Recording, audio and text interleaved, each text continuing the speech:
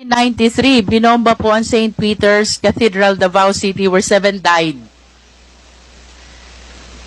Nalala niyo po ba ito, Mr. President? Yung simbahan, ma'am? Opo, St. Peter's Cathedral in Davao Yes, ma'am. City.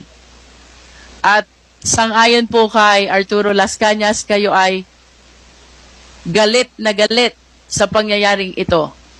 Sinong hindi magalit, ma'am? At dahil po sa inyong mahigpit na galit, ay inorderan nyo po itong sina Las Cañas na bombahin ang mga moske kasama po ang Kamamara Mosque at Bancorehan Mosque.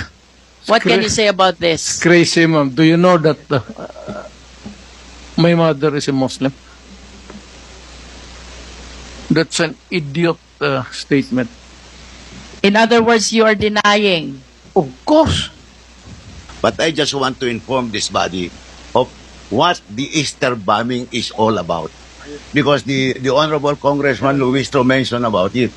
And she insinuated that as a result of the Sunday bombing, former President Duterte caused the bombing of Muslim mosques, which is not true because at that time, Your Honor, he was just a fiscal of Davao City. Okay, salamat I know po. that, Your Honor, because I was the one who investigated this incident upon the direction of the Integrated Bar of the Philippines. So, for the record, Congressman Luistro, Mayor Duterte or President Duterte was a fiscal at the time of the bombing of the San Pedro Cathedral.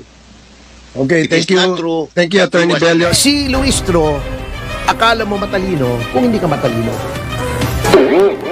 Pero kung matalino ka, alam mong hindi siya matalino. Yun, ganun lang yun. Tungkol dun sa Quadcom.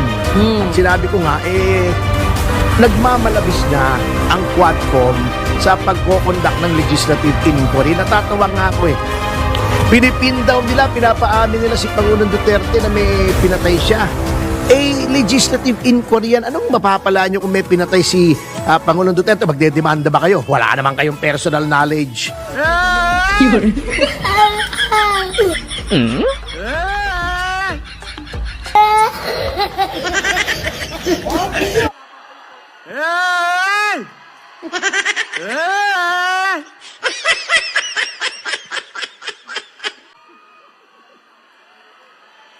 Okay, sabay. Yay!